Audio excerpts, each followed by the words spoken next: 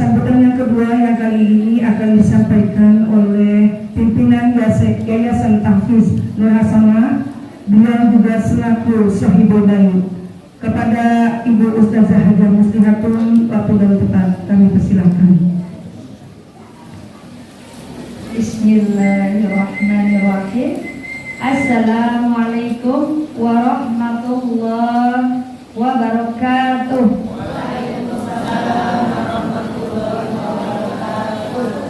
Kayaknya kurang semangat nih ya. Ada ngantuk ya Bu? Nah, ulang ya.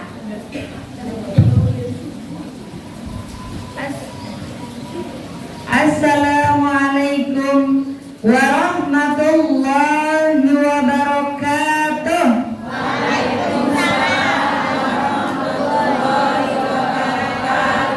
Nah, itu suaranya ada 1000 orang nih. Insya Allah ada 1000 malaikat yang mendoakan bapak-bapak, ibu-ibu, dan anak-anakku semuanya. Alhamdulillah, alhamdulillahirabbil alamin. Wa bihi nasta'inu ala umri dunya waddin. Wassalatu wassalamu ala asyrafil anbiya'i wal mursalin wa ala alihi wa sahbihi ajma'in. Rabbi shrah li sadri wa yassir li amri wahlul 'uqdatam min lisani yafqahu qawli, amma ba'du. Yang saya hormati Bapak Haji Burhanuddin selaku Ustadz yang akan mengisi tausiah nanti. Yang saya hormati Bapak Haji Sano selaku pimpinan dan pemilik Yayasan Tahfiz Nur Hasanah. Dan yang saya hormati Ustadz dan Ustazah Yayasan Tahfiz Nur Hasanah serta ibu-ibu taklim Nur Hasanah dan ibu-ibu semua yang hadir di sini serta anak-anakku semua yang insya Allah selalu dirahmati oleh Allah Subhanahu wa Ta'ala. Puji serta syukur marilah kita panjatkan kepada Allah dengan mengucap Alhamdulillah. Mudah-mudahan kita semua yang hadir di sini selalu mendapatkan kesehatan, mendapatkan keberkahan, dan mendapatkan ridho dari Allah Subhanahu wa Ta'ala. Salawat teriring salam, marilah kita haturkan kepada uswah kita, junjungan Nabi besar Muhammad Sallallahu Alaihi Wasallam. Mudah-mudahan kita semua akan mendapatkan syafaatnya di hari kiamat nanti. Amin amin ya rabbal alamin. Terima kasih kepada semua yang telah membantu acara ini, terutama tim panitia yang kerudung kuning-kuning ini ya, yang dari pagi sudah bekerja keras ya untuk membantu terlaksananya acara ini. Terima kasih semuanya, dan terima kasih kepada semua yang hadir di sini, para tamu undangan dan semua anak-anakku semua. Alhamdulillah bisa hadir di sini dalam keadaan sehat walafiat. Dan mohon maaf jika di sini pelayanannya masih kurang dan ala kadarnya. Silahkan ya Bu ya, mohon maaf segala kekurangan dari kami. Alhamdulillah di bulan ini, bulan apa Bu anak-anak? Bulan Muharram. Kemarin tanggal 10 Muharram ya.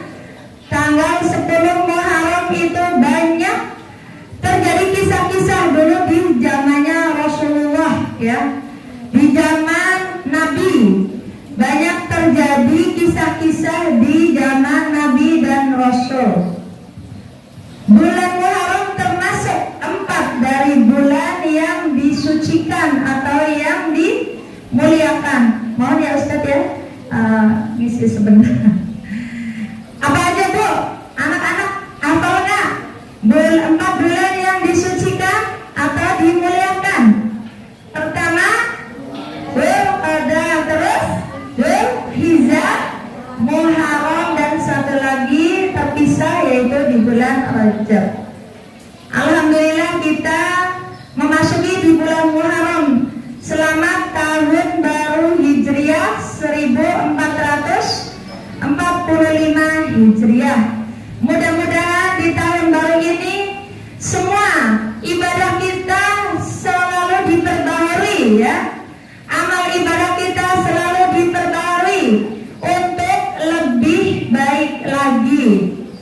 Ya, insya Allah anak-anak semua siap untuk lebih baik lagi daripada tahun kemarin, ya. 1444 itu harus sama 1445 harus lebih baik lagi. Nah, di bulan Muharram ini banyak terjadi 10 Muharram, ya, yang kemarin kita puasa Asyura, ya, puasa Tasyu'a dan Asyura. Kemarin terjadi kisah-kisah Nabi, diantaranya 10 Muharram itu terciptanya Nabi Adam dan Hawa. Itu adalah bapak dan nenek moyang kita semua, ya. Iya nggak? Nabi pertama Nabi Adam. Nah, Nabi Adam tadi tanggal 10 Muharram juga Nabi Adam diterima kembali taubatnya, ya. Nabi Adam berbuat satu kesalahan, ya. Apa kesalahannya Nabi Adam, Bu? Sama Siti Hawa? Memakan buah kulit. Satu kesalahan. Beliau sudah hidup di surga, sudah semua tercukupi, ya. Sudah semua tercukupi. Gara-gara satu dosa, tidak boleh memakan buah kulit, dikeluarkan dari surga. Kita dosanya satu apa banyak, Bu? Dosanya seberapa kita? Segunung, banyak banget, ya. Tapi Allah nggak pelit, ya. Sebanyak apapun dosa kita, segunung dosa kita, tapi kalau kita bertaubat, kita minta ampun, pasti Allah akan ampuni. Allah itu Maha Penyayang. Makanya sebenarnya ini 10 Muharram itu bulannya kasih sayang, ya. Bulan kasih sayang di bulannya Hijriah. Insya Allah dengan kita bisa memberi dan mengasihi, menyantuni anak yatim dan duafa, itulah sebagai tanda bentuk kasih dan sayangnya kita, yaitu yang termasuk Allah begitu besar sayangnya kepada hambanya. Apalagi kalau kita harus selalu, setiap hari, setiap saat beristighfar, ya. Memperbanyak istighfar. Nabi Adam meminta ampun sampai 40 tahun, Bu. Dia mohon ampun baru selama 40 tahun bersujud, ya, Nabi Adam. 40 tahun akhirnya Allah menerima taubatnya Nabi Adam. Itu di tanggal 10 Muharram. Nah, ini sekarang kita beralih ke perjalanan panjang perjuangan kisah Nabi Nuh, ya. Karena di tanggal 10 Muharram banyak terjadi peristiwa-peristiwa yang besar. Di peristiwa Nabi Nuh apa, Bu? Hah? Kapal?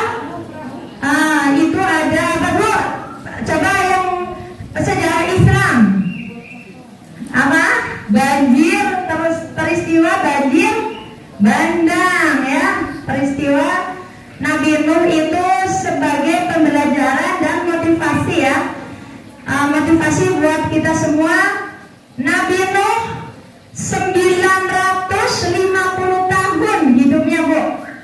Kita zaman sekarang paling tinggi 70 kali, ya. Udah ada yang sudah 70 tahun di sini? Belum ada, paling baru 50. Oh, ada ya. Alhamdulillah sudah berkah itu umurnya sampai 70 tahun. Kita saja belum tentu, ya, Bu, ya, sampai 70 tahun. Nabi Nuh hidup 950 tahun dan beliau bersiar Islam, berdakwah kepada umatnya selama 900 tahun.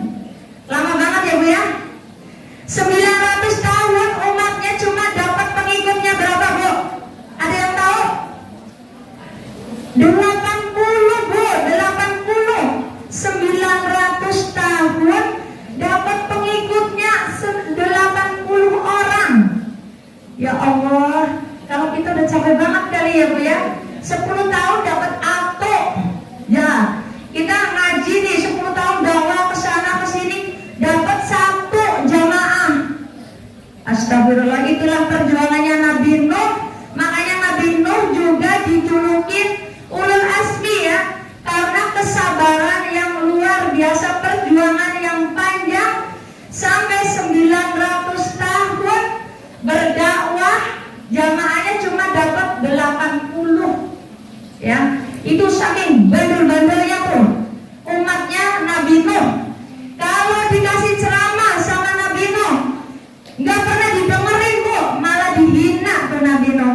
Kalau zaman sekarang insya Allah enggak ya Bu ya, anak-anak ya didengerin. Kalau ada guru kasih ceramah, kasih tausiah, walaupun cuma ilmunya sedikit sekali. Kalau saya bukan orang berilmu ya, saya nggak ngerti, saya juga belajar ya. Pokoknya punya ilmu sedikit bisa diamalkan, itulah yang terbaik ya, daripada ilmu banyak tidak diamalkan. Banyak mempunyai ilmu, banyak tidak diamalkan. Yang lebih baik lagi punya banyak ilmu diamalkan ya. Itulah perjuangan Nabi Nuh sampai 80 orang selama 900 tahun. Akhirnya Nabi Nuh protes ya, minta request ke Allah. Ya Allah, saya sudah 900 tahun sudah berdakwah, tapi umatku tidak ada yang ikut, cuma sedikit sekali. Tolong dibinasakan saja umat saya, gitu. Benar kata Allah. Akhirnya apa Bu? Allah mengabulkan doanya Nabi Nuh. Akhirnya Nabi Nuh disuruh membuat kapal, ya nggak Bu? Suruh membuat kapal, kata Allah, buat kapal ya Nuh. Kata Nuh, pakai apa saya buat? Pakai kayu ya. Kata Nuh lagi, kayunya dari mana gitu ya? Ya cari dulu pohon-pohonnya, belum ada Allah gitu kan. Suruh menanam dulu pohonnya. Itulah apa artinya? Kita benar-benar harus Nabi Nuh itu berjuang dulu. Perjuangan butuh kesabaran. Jadi mau buat kapal itu nanam pohon dulu, baru nanam pohon ditebang, baru dibikin kapal. Tuh itu prosesnya panjang nggak Bu?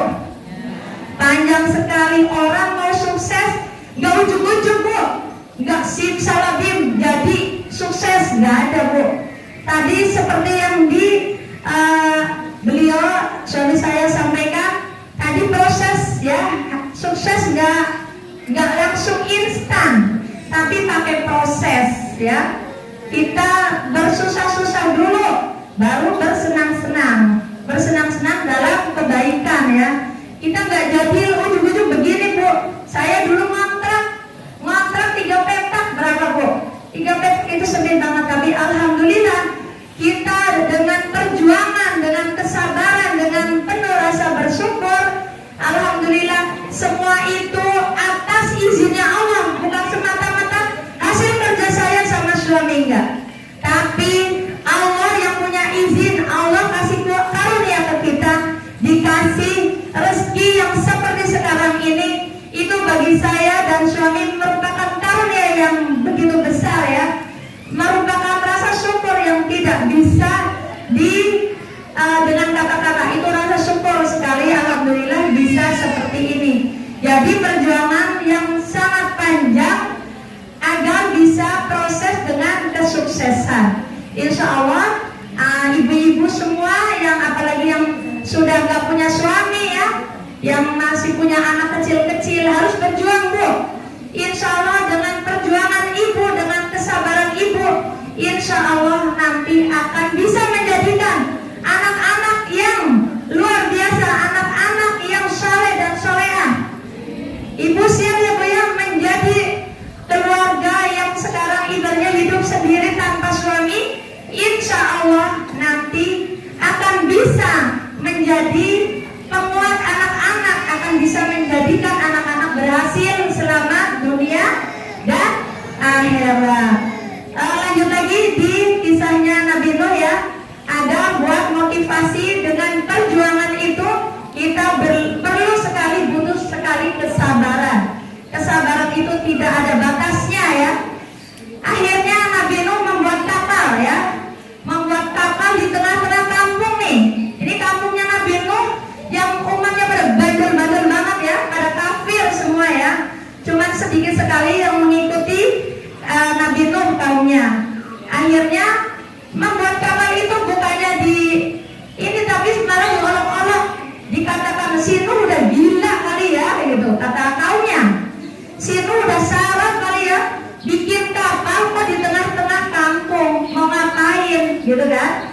Kata siapa bu? Orang-orang kafir ya, orang-orang yang gak ngikutin Nabi Nuh. Akhirnya semua yang di kampung itu datang ke kapalnya Nabi Nuh. Mau ngapain bu? Membuang hajat, membuang najis, membuang kotoran manusia di kapal Nabi Nuh semuanya. Akhirnya kapal itu penuh dengan kotoran manusia ya. Nah itu berbondong-bondong semuanya, sampai ada empong-empong nih. Di sini ada empong-empong nggak ya? Aki-aki. Ceritanya ini ada aki-aki, stroke, dia nggak bisa jalan, sampai digotong-gotong. Mau ngapain? Mau buang najis di kapalnya Nabi Nuh. Itu padahal udah stroke, nggak bisa jalan. Terus saking bencinya tuh orang-orang kafir itu kepada Nabi Nuh ya. Akhirnya digotong itu ke kapalnya Nabi Nuh. Akhirnya dia BAB ya.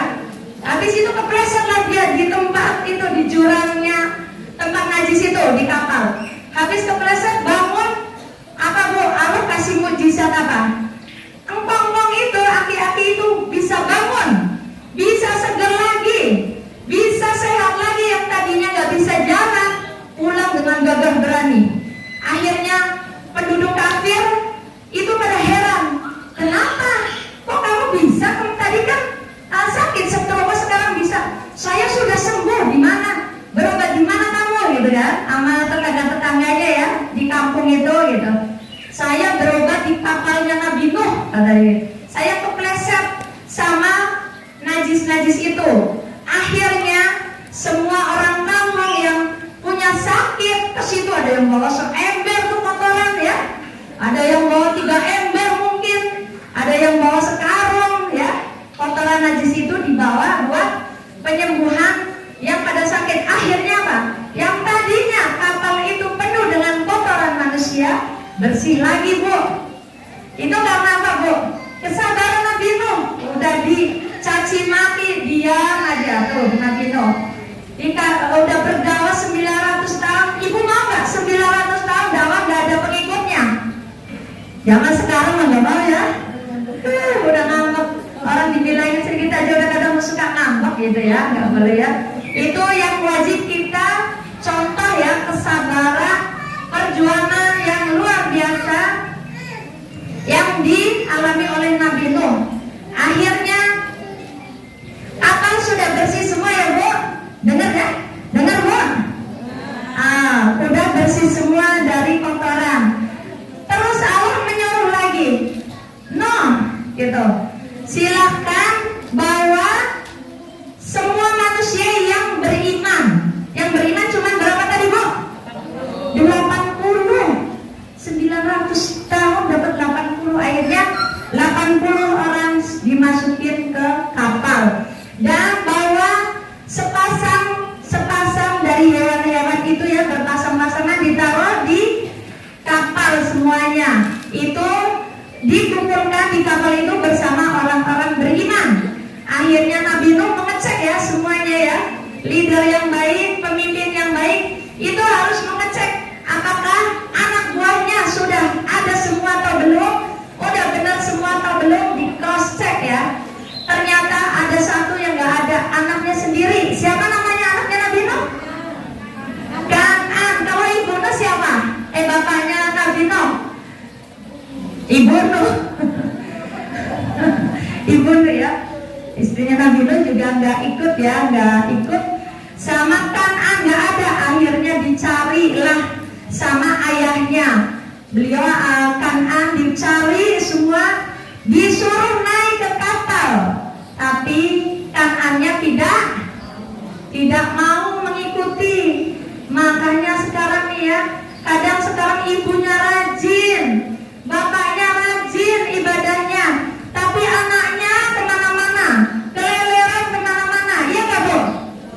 Banyak yang seperti itu. Tapi di sini insya Allah anak-anaknya semuanya soleh, soleha. Insya Allah anak-anak kita semua bisa menjadi anak yang bisa menolong orang tuanya nanti. Ya, itu seorang nabi juga ujiannya luar biasa. Anaknya tidak bisa mengikuti langkah orang tuanya. Naudzubillah min dzalik. Mudah-mudahan anak kita nggak ada yang seperti ya, anak yang durhaka, anak yang nggak mau ngikut perintah Allah dan orang tuanya. Itu sebagai cerminan anak kita Bu ya. Anak kita, didikan orang tua kita semaksimal mungkin kita mendidik anak-anak kita biar menjadi anak yang berguna bagi nusa bangsa, terutama bagi agama. Agama kita suruh ngaji anak-anak ya Bu ya. Jangan dibiarkan anak mengikuti aturan-aturan seperti orang kafir, naudzubillah, seperti orang-orang kebarat-baratan ya. Jangan Bu, kita punya Islam yang mengajarkan, semua Islam itu mengajarkan tentang bagaimana caranya kita mendidik anak ya. Semuanya ada. Makanya dengan kita sering bertolabul ilmi, insya Allah akan bisa menjadikan benteng buat kita mengajarkan ke anak-anak kita, agar anak-anak kita tidak mengikuti peradaban yang di luar Islam ya. Ya kiranya itu aja sepenggal ya, yang akhirnya orang yang tidak taat kayak seperti Kan'an itu pasti akan tenggelam ya, akan tenggelam, akan mati dalam keadaan hina ya. Naudzubillah min dzalik ya. Makanya kita sebagai orang tua, apalagi ibu orang tua tunggal ya, diusahakan benar-benar dengan orang tua tunggal, tapi kita bisa menjadikan anak-anak kita menjadi anak-anak yang soleh dan soleha. Siap ya ibu-ibu ya, terutama yang menjadi anak yatimnya juga gitu, yatim atau yatim piatu. Jadi punya niat ya Nak ya, punya niat saya mau berbakti sama ayah yang sudah meninggal, kepada ibu yang sudah merawat kita ya. Saya pesan kepada anak-anak semuanya, tolong bahagiakan ibumu ya.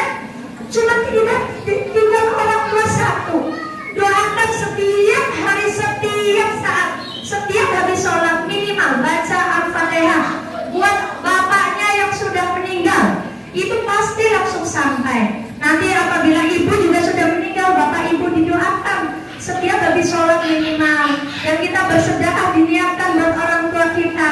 Insya Allah pahalanya akan langsung nyambung ya. Makanya kita butuh anak-anak yang soleh, butuh anak-anak yang solehah ya. Siap, insya Allah kita bisa semua bisa menjadikan anak-anak kita menjadikan anak yang soleh dan solehah, agar nanti kita dalam keadaan husnul khotimah. Itulah kesuksesan yang sebenarnya ya Bu ya. Kita di sini cuma sebentar Bu, cuma minum paling istirahat 1,5 jam kalau umur kita sampai 63 tahun. Belum tentu kita sampai 63 tahun. Kalau 70, 80 itu berarti dapat bonus banyak dari Allah ya. Mudah-mudahan kita semua selalu dikasih panjang umur dalam ketaatan kepada Allah Subhanahu wa taala, selalu dikasih rezeki yang berkah melimpah dan bisa amanah. Ya, kiranya cukup sekian dari saya. Nanti takut bosan nama saya mulu setiap ketemu sama saya lagi ya Bu ya. Iya Bu, kiranya nanti ada ustaz yang akan mengisi terus ya. Kiranya cukup sekian dari saya, kurang lebihnya mohon maaf. Billahi taufiq wal hidayah. Wassalamualaikum warahmatullahi